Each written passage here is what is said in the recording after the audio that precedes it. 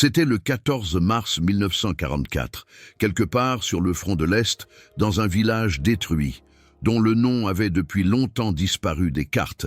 La température, -8 °C, la neige, étouffant chaque son. Et dans un clocher d'église, à moitié effondré, gisait un homme, avec un carabineur 98K et une lunette de visée Zeiss. Dans les 6 heures qui suivraient, cet homme allait neutraliser 18 officiers soviétiques, un par un, avec une précision chirurgicale et, par conséquent, stopper net une offensive soviétique entière. Mais l'aspect extraordinaire de cette histoire n'est pas seulement le nombre de mises hors de combat, c'est ce que ces neutralisations ont provoqué. Chaque officier tombé signifiait non seulement une perte de personnel, cela signifiait l'effondrement d'une structure de commandement, la perte de lignes de communication, la fin de décisions coordonnées, un homme, un fusil, 6 heures, et le destin de milliers d'hommes suspendus à 18 pressions et précises sur une détente. La situation sur le front de l'Est en mars 1944, pour comprendre ce qui s'est passé pendant ces 6 heures, nous devons d'abord comprendre la situation stratégique. Mars 1944, l'armée rouge avait pris l'initiative. Après Stalingrad, après Koursk, le rouleau compresseur soviétique avançait inéluctablement vers l'ouest. Les troupes allemandes menaient une bataille de retraite désespérée. Chaque jour où elles retardaient l'avancée soviétique était un jour gagné. Chaque heure comptait. Le secteur où se déroule notre histoire était stratégiquement crucial. Une route principale traversait la région, l'une des rares routes praticables dans cette région enneigée. Quiconque contrôlait cette route contrôlait tout le secteur. Les défenseurs allemands savaient qu'une attaque soviétique était imminente. Les renseignements avaient signalé des mouvements de troupes massifs, des chars, de l'infanterie, de l'artillerie. Une supériorité numérique d'au moins 5 contre 1. L'officier commandant l'unité allemande, un capitaine nommé Frédéric Schulz, convoqua tous les tireurs d'élite disponibles pour un briefing de situation. Dans son quartier général provisoire, la cave d'une ferme criblée de balles, il dit quelque chose que les personnes présentes n'oublieraient jamais. « Messieurs, nous ne pouvons pas arrêter cette attaque par la force brute. Nous n'avons pas assez de chars, pas assez de canons, pas assez d'hommes, mais nous pouvons les priver de leur tête. » Pensante, il désigna une carte. Les soviétiques préparent une attaque coordonnée. 3 bataillons, 6 compagnies, au moins 18 officiers en position de commandement. Si nous pouvons neutraliser ces officiers avant que l'attaque n'atteigne son apogée, les structures de commandement s'effondreront. Sans officiers, pas d'ordre. Sans ordre, pas de coordination. Sans coordination, pas d'attaque réussie. C'était une idée désespérée, mais c'était la seule idée qu'ils avaient, le tireur. D'élite et son outil, parmi les tireurs d'élite réunis, se trouvait le caporal-chef Jean Müller, 27 ans, originaire d'un petit village de Bavière. Avant la guerre, il avait été chasseur. Son père lui avait appris à tirer quand il était enfant. Il connaissait les montagnes, connaissait les forêts, connaissait la patience que la chasse exige. Jean n'était pas un homme de beaucoup de mots, mais quand il parlait, les autres écoutaient. Et il dit au capitaine Schulz, « Je connais cette région. » Le clocher du village a une ligne de mire directe sur la route et sur les collines derrière, portée 600 à 800 mètres. Si les officiers soviétiques prennent position là-bas, je peux travailler. Schulz hocha la tête. Combien de temps vous faut-il? J'en réfléchis. S'ils se positionnent comme prévu, 6 heures, peut-être moins. Son fusil était un carabineur 98K, un chef-d'œuvre de l'ingénierie allemande, dérivé du légendaire Gewehr 98, affiné, optimisé, perfectionné pour une utilisation lors de la Seconde Guerre mondiale. Le fusil tirait des cartouches de 7,92 par 57 mm Mauser, avec une vitesse initiale de 760 mètres par seconde. La portée efficace avec lunettes de visée, jusqu'à 1000 mètres, mais la précision mortelle. La certitude absolue de toucher était d'environ 800 mètres. Le fusil de Jean était équipé d'une lunette de visée Zeiss Zielvier 4 le modèle ZF-39, avec compensation de distance réglable par pas de 50 mètres de 100 à 800 mètres. Il pouvait ajuster l'élévation, calculer le vent, tenir compte de la rotation de la Terre. Oui, à des distances supérieures à 600 mètres, même la force de Coriolis jouait un rôle, mais un fusil n'est aussi bon que l'homme qui le manie. Et Jean Müller était exceptionnel. Il avait 73 mises hors de combat confirmées, chacune documentée, observée, vérifiée par un officier ou un sous-officier, comme l'exigeaient les règlements de la Wehrmacht. 73 tirs précis. 73 soldats ennemis qui ne combattraient plus jamais. Mais ceux qu'il s'apprêtait à faire ce jour-là allaient tout surpasser. La préparation, à 4 heures du matin, avant même le lever du soleil, Jean grimpa dans le clocher à moitié détruit. Chaque pas devait être posé avec prudence. L'escalier s'était partiellement effondré. Des poutres en bois pendaient dangereusement dans le vide. Un faux pas, et il chuterait de 15 mètres. Il atteignit sa position. Une petite plateforme, à environ 18 mètres au-dessus du sol. De là, il avait une vue parfaite sur la route, sur les champs enneigés, sur les collines où se rassemblaient les troupes soviétiques. Il aménagea son nid. C'était le terme technique pour une position de tireur d'élite. Pas simplement s'allonger n'importe où et tirer. Non. Un nid devait être construit stratégiquement.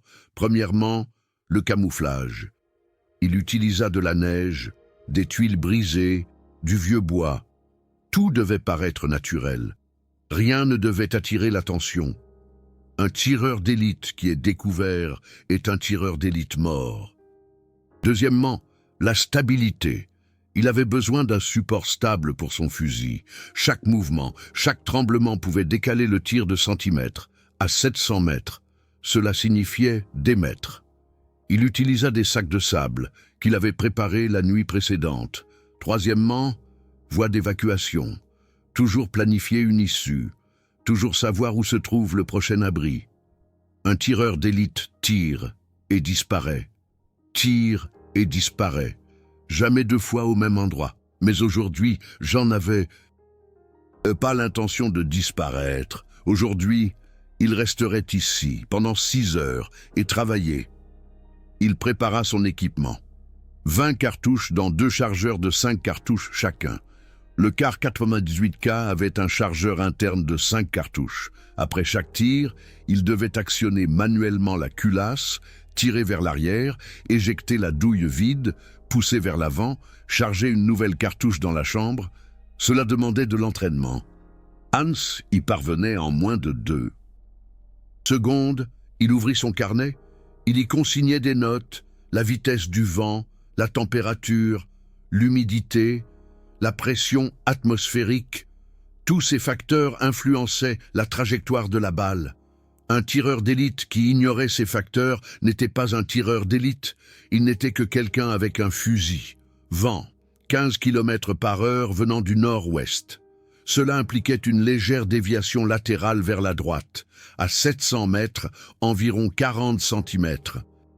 Température, moins 8 degrés Celsius. L'air froid est plus dense. La balle perdait de la vitesse plus rapidement. Il devait ajuster la distance en conséquence. Humidité, faible, air sec d'hiver. Bien, moins de résistance. Il regarda dans sa lunette de visée. Le soleil allait se lever dans environ 40 minutes. Alors le jeu commencerait. Le premier officier, 6 serzans. L'aube pointait. La faible lumière rampait sur le paysage enneigé. Jean Müller observa à travers sa lunette de visée un mouvement à environ 700 mètres sur la colline à l'est. Des troupes soviétiques se mettaient en position. Infanterie. Peut-être 200 hommes. Ils se déplaçaient en colonne, s'organisaient. Et là, un homme qui marchait différemment, plus droit, plus sûr de lui. Il portait une veste d'uniforme plus foncée. Jean Müller ne pouvait pas distinguer clairement les insignes de grade, mais il n'en avait pas besoin. Le langage corporel disait tout. La façon dont les soldats se tenaient autour de lui. La façon dont il donnait des ordres. La façon dont un petit groupe s'était rassemblé autour de lui pour étudier une carte. C'était un officier, probablement un Oberleutnant ou un capitaine, responsable de cette compagnie. Jean Müller calcula. 700 mètres. Vent venant de la gauche. Compensation de distance, repère des 700 mètres sur sa lunette de visée, il expira lentement. Un tireur d'élite ne tire jamais pendant l'inspiration, jamais pendant l'expiration. Seulement dans la courte pause entre les deux, quand le corps est complètement immobile, quand le cœur attend entre deux battements, il plaça l'officier dans son réticule. La tête et la poitrine étaient toutes deux visibles. Il visa le centre de la poitrine, la plus grande surface cible. Moins de risque de rater. Lentement, il pressa la détente. Pas brusquement, pas rapidement, doucement, constamment, jusqu'à... Pan! Le coup de feu brisa le silence matinal. La balle quitta le canon à 760 mètres par seconde. Elle vola à travers l'air froid, traversant 700 mètres en environ une seconde. La gravité la tirait vers le bas. Le vent la poussait légèrement vers la droite. Mais Jean Müller avait tout calculé. La balle frappa l'officier directement dans la poitrine. Il tomba immédiatement. Les soldats autour de lui se figèrent un instant, sous le choc. Puis la panique éclata. Ils se jetèrent au sol, cherchèrent un abri, crièrent dans tous les sens. Mais ce qui était plus important, ils n'avaient plus de chef. L'homme qui leur disait où aller, quoi faire, gisait mort dans la neige. Jean Müller rechargeait déjà, culasse en arrière, douille vide éjectée, culasse en avant. Nouvelle cartouche dans le chargeur, prête pour le prochain tir. Un officier neutralisé, 17 à abattre. Première accroche d'abonnement. Attendez un instant. Avant de continuer, si vous trouvez cette histoire fascinante, si vous voulez en savoir plus sur les incroyables prouesses tactiques des soldats allemands pendant la Seconde Guerre mondiale, abonnez-vous à cette chaîne. Nous documentons les histoires qui seraient autrement oubliées, les histoires d'hommes qui ont rendu l'impossible possible, pas par glorification, mais par respect de la vérité historique. Cliquez sur « S'abonner ». Cela ne vous coûte rien, mais cela nous aide à préserver ces histoires importantes. Les 2e et 3e officiers, 6h20, 20 minutes plus tard. Les troupes soviétiques s'étaient réorganisées. Mais elles ne savaient pas d'où venait le tir. C'était l'art du tireur d'élite, rester invisible. Le fusil n'était pas assez bruyant pour être localisé avec précision à 700 mètres de distance. Et le flash de la bouche était minimal. Jean Müller avait pris soin de tirer depuis l'ombre du clocher. Un 2e groupe avançait, une autre compagnie. Environ 150 hommes. Et encore une fois, un homme qui commandait, un officier. Celui-ci portait des jumelles autour du cou. Il se tenait sur une petite colline et étudiait les positions allemandes. Jean Müller devait agir rapidement. Cet officier allait identifier les lignes de défense allemandes. Il allait repérer les points faibles. Il allait coordonner les tirs d'artillerie. Distance, 650 mètres. Tir facile. Correction du vent minimal. Jean Müller expira, attendit, appuya sur la détente. L'officier tomba, mais cette fois, quelqu'un réagit. Un autre homme, probablement un officier adjoint ou un lieutenant, s'avança immédiatement pour prendre le commandement. Il commença à hurler des ordres, essayant de rétablir l'ordre. Jean Müller rechargea, visa, tira. Le 3e officier tomba. Maintenant, une véritable confusion éclata. Les soldats soviétiques ne savaient pas ce qui se passait. 2 officiers neutralisés en quelques secondes. Était-ce de l'artillerie? Non, pas d'explosion. Un tireur d'élite? Mais quel tireur d'élite pouvait tirer avec une telle précision à cette distance? La compagnie se replia, sans commandement, sans ordre. Juste en arrière, à l'abri des bois, 3 officiers neutralisés, 15 à abattre. L'impact psychologique. Ce que Jean Muller avait accompli au cours de ces 20 premières minutes, c'était plus que simplement la neutralisation de 3 hommes. Il avait déclenché une onde psychologique. Dans les études militaires modernes, on parle de multiplicateur de force. Un seul tireur d'élite peut réduire l'efficacité de toute une unité ennemie, non seulement par le nombre de neutralisations, mais par la peur qu'il répand.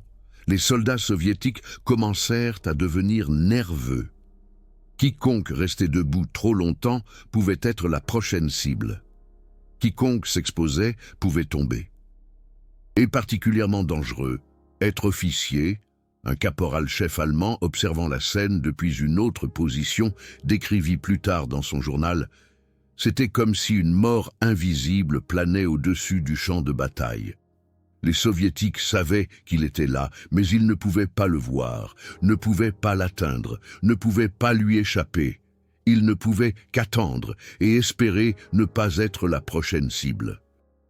Denettelich, du 4e au 7e officier, 700 à 8h30. L'heure et demie suivante fut une masterclass de patience tactique.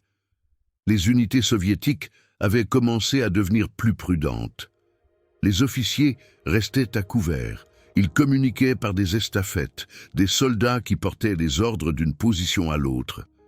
Mais cela ralentissait tout.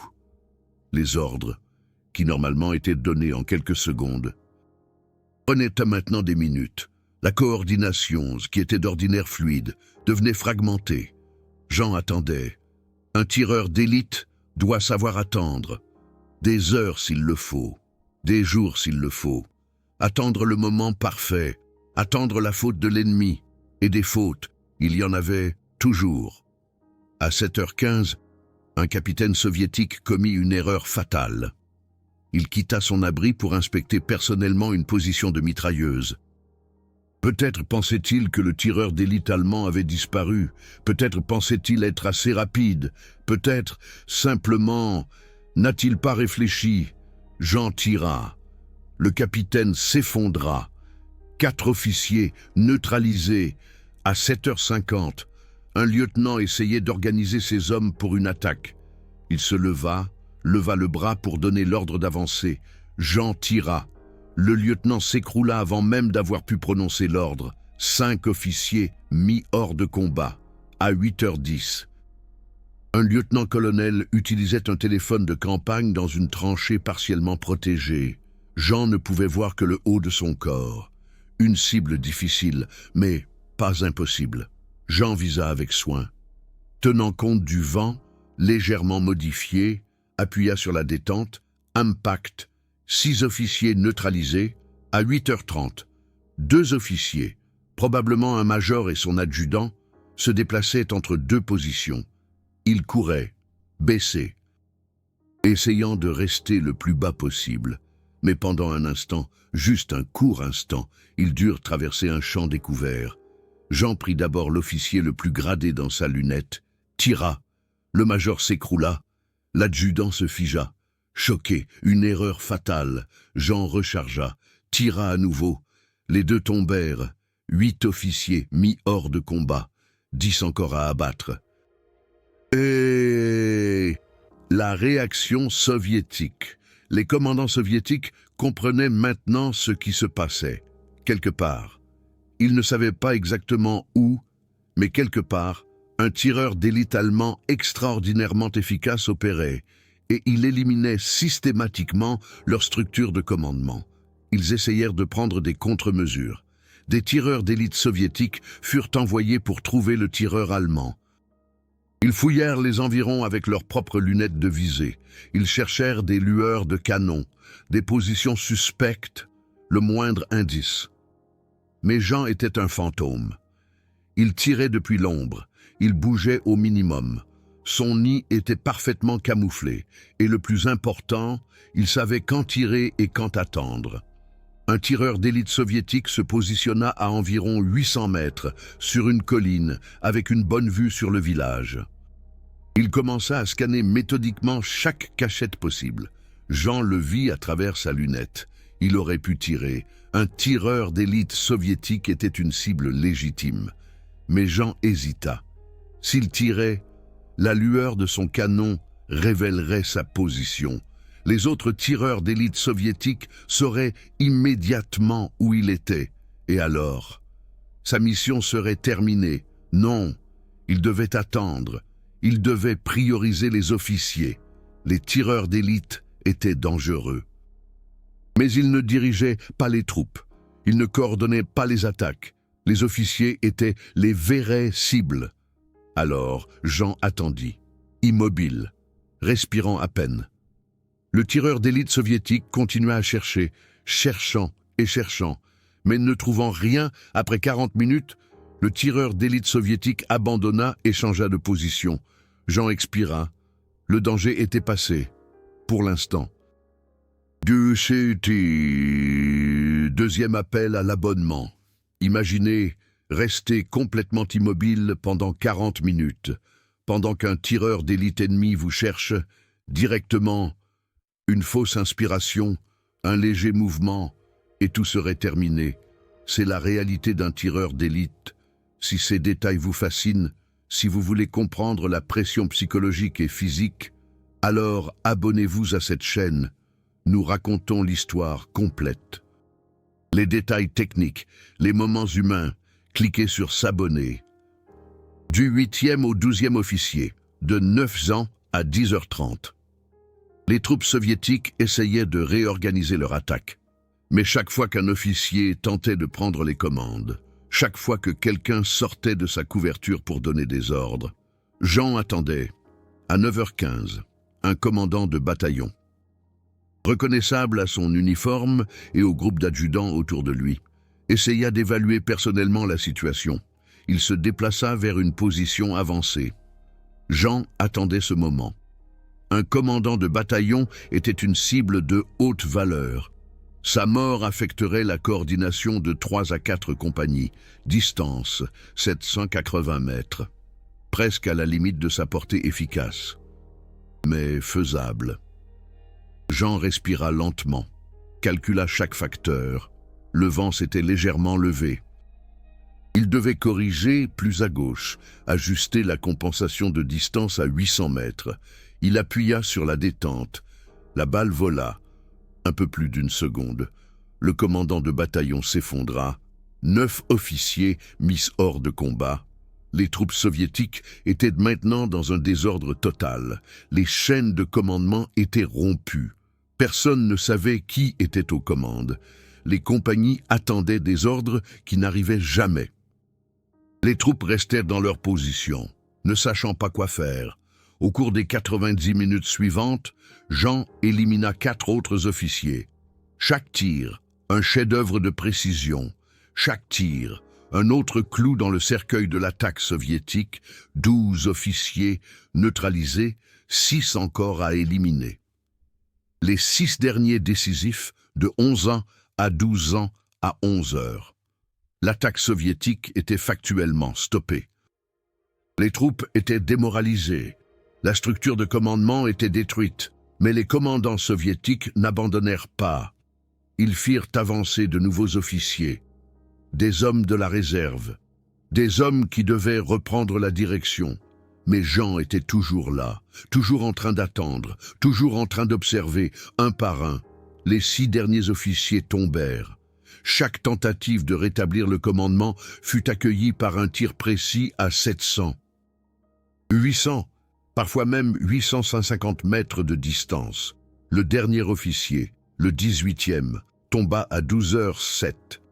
Un capitaine qui tentait désespérément de rallier ses troupes démoralisées. Il se tenait sur un point élevé, il rassemblait ses hommes, il criait des ordres. Et alors, Jean tira pour la 18e fois. Le capitaine s'effondra. Un silence se répandit sur le champ de bataille. Les troupes soviétiques se retirèrent.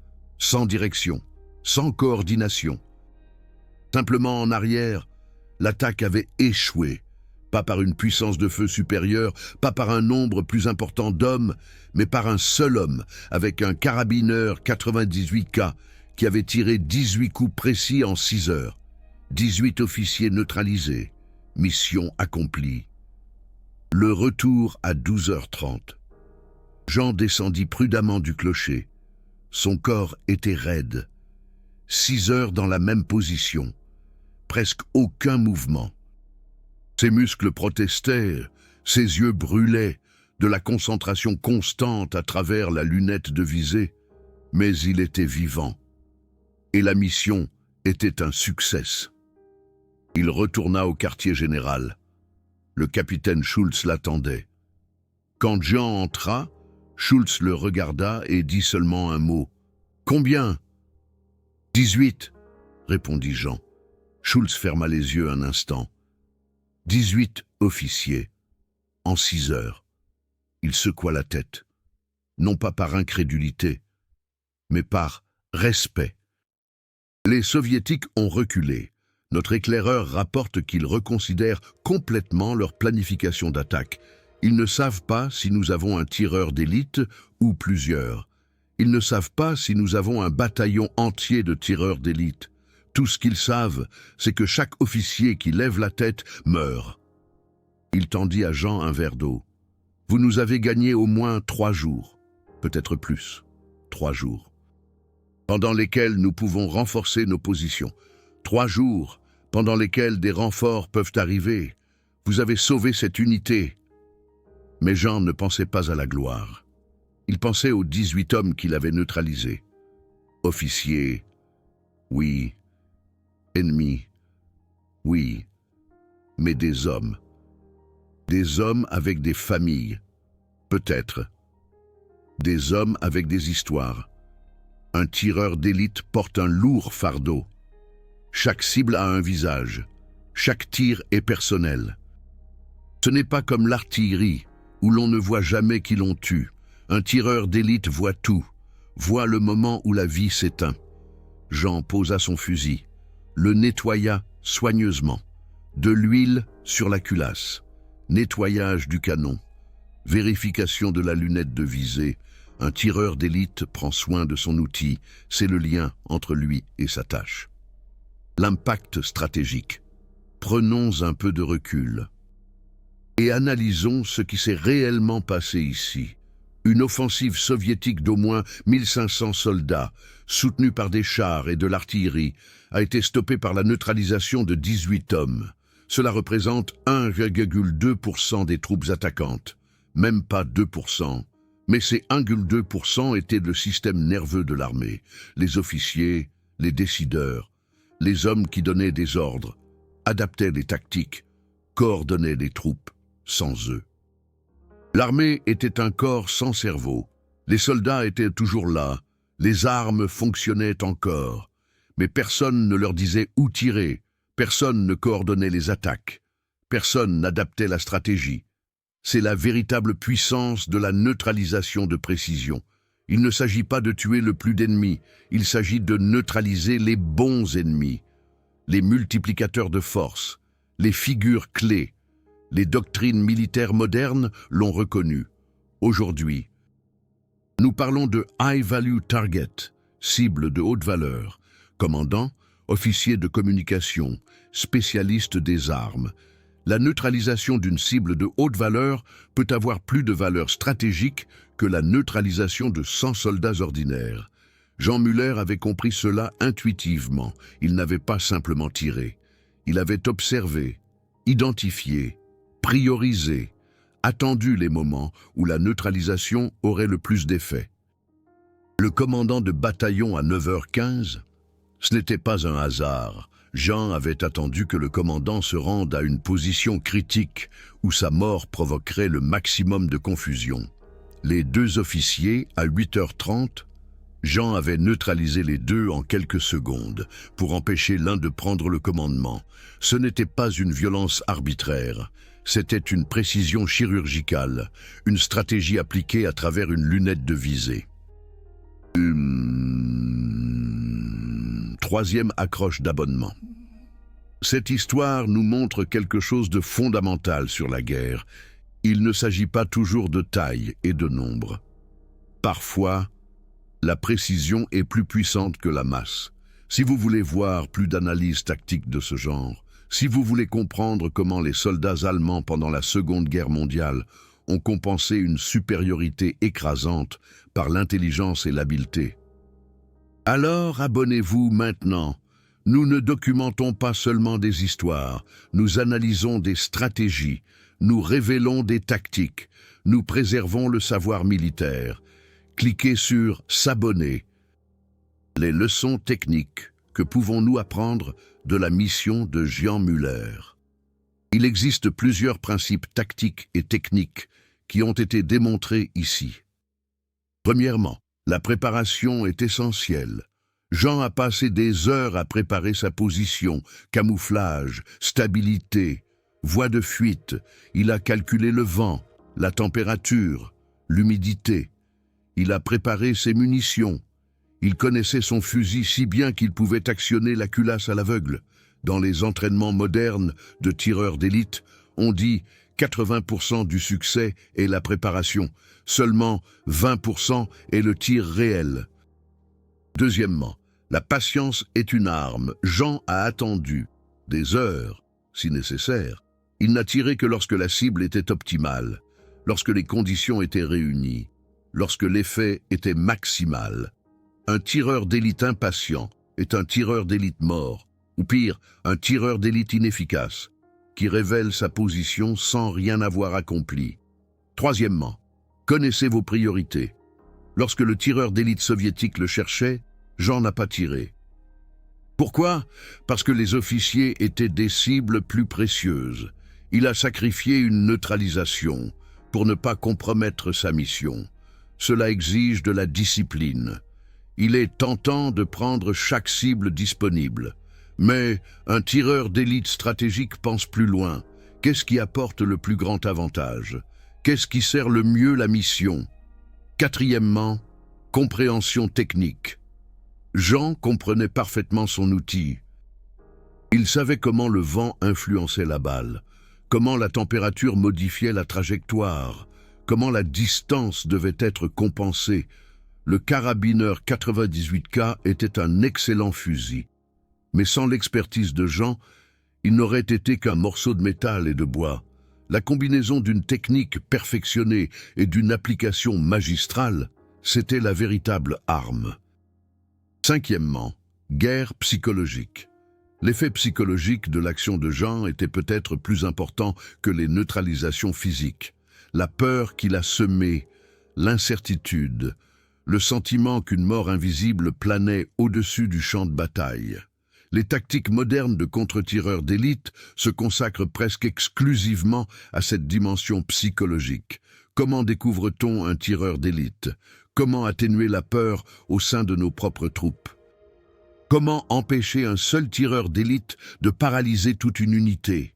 L'impact à long terme. Les 3 jours que Jean a gagnés pour son unité furent exploités au maximum. Des renforts sont arrivés. Des positions défensives ont été renforcées. Des champs de mines ont été posés. Lorsque les Soviétiques ont finalement relancé leur attaque, les Allemands étaient prêts. L'attaque a été repoussée. La route stratégique est restée aux mains des Allemands pendant 2 semaines supplémentaires. 2 semaines pendant lesquelles des milliers de soldats allemands ont pu se replier. 2 semaines pendant lesquelles des civils ont pu être évacués. 2 semaines qui ont sauvé des vies. Et tout a commencé avec un homme, un fusil et 6 heures de travail de précision. Jean Müller a survécu à la guerre. Il est retourné en Bavière, dans son village. Vers les montagnes qu'il aimait, il est redevenu chasseur, mais il n'a jamais parlé de son temps comme tireur d'élite. Pour lui, ce n'était pas un acte héroïque. C'était son devoir. Rien de plus, rien de moins. Dans son journal, retrouvé après sa mort en 1987, il n'a écrit qu'une seule entrée à propos de cette journée de mars 1944. Aujourd'hui, j'ai mis hors de combat 18 hommes. 18 officiers qui menaient leurs soldats. Je ne connais pas leur nom. Je ne connais leur visage qu'à travers ma lunette de visée, mais je ne les oublierai jamais. Un tireur d'élite n'oublie jamais. CTA, super thanks. Si cette histoire vous a touché, si vous partagez le respect que nous avons pour les soldats de tous bords qui ont fait de leur mieux dans des situations impossibles, alors envisagez de soutenir cette chaîne avec un super thanks. Chaque contribution nous aide à approfondir nos recherches, à documenter avec plus de précision et à révéler davantage de ces histoires oubliées. L'histoire de la Seconde Guerre mondiale est plus que de grandes batailles et des généraux célèbres. Ce sont les histoires individuelles, comme celle de Jean Müller, qui nous montrent ce que la guerre signifie vraiment. Votre soutien nous permet de préserver ces histoires. CTA commentaire. Et maintenant, une question pour vous. Qu'est-ce qui est le plus impressionnant? La capacité physique de tirer avec précision à 800 mètres, ou la force mentale de rester immobile pendant 40 minutes, pendant qu'un tireur d'élite ennemi vous cherche? Écrivez votre opinion dans les commentaires. Je lis chaque commentaire et réponds au plus grand nombre possible. Lançons une discussion sur la vraie nature des compétences des tireurs d'élite. Pensée finale.